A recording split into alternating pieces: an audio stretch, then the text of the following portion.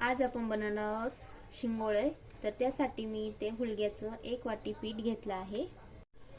तर त्यासाठी मी इथे थोडेसे शेंगदाणे भाजून घेतले आहे, थोडीशी कोथिंबीर, थोडंसं लसूण घेतला आहे, 2 हिरव्या मिरच्या आणि चवीपुरतं मीठ हे आपण बारीक करून घेणार आहोत मिक्सरला। आता आपण हे मिक्स केलेलं पीठ मिक्सरला बारीक केलेलं ह्या पिठामध्ये थोडं थोडं टाकून मळून घेऊया पीठ। आता आपलं हे पीठ मळून झालेलं आहे। यामध्ये थोडंसं तेल टाकून परत पुन्हा मळून घेऊया। आता आपलं पातेलं गरम झालं आहे, याच्यामध्ये 2 पळ्या तेल टाकून घेऊया।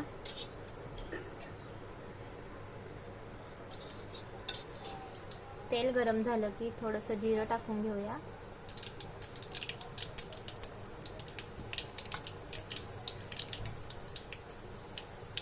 जिरं तडतडलं की त्यात लसूण टाकून घेऊया।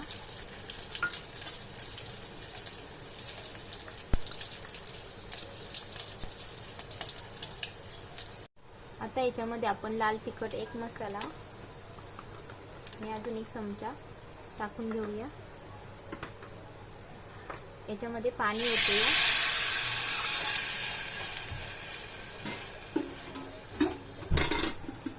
या पाण्याला उकळी असतोपर्यंत असंच ठेवायचं आहे। आता आपण हे ताट पालतं टाकून घेऊया। मळलेलं पीठ आहे ते थोडंसं घेऊन हातावरती त्याची शिंगोळी तयार करूया।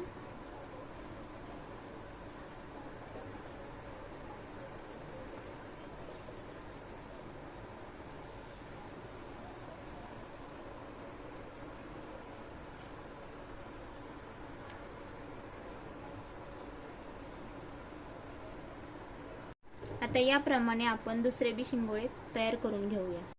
आता आपलं हे सगळं तयार करून झालेलं आहे। तर हे थोडं पीठ आपण नंतर पाण्यामध्ये काढून त्याच्यामध्ये टाकणार आहोत। आता पाण्याला उकळी आली आहे, तर आपण एक एक सोडून घेऊया। याच्यामध्ये मिक्सरला बारीक केलेलं हे वाटण आता आपण ह्यामध्ये टाकून घेऊया।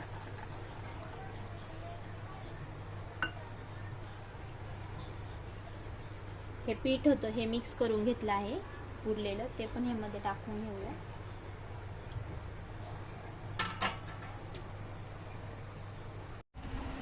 आता आपली शिंगोळी रेडी आहे।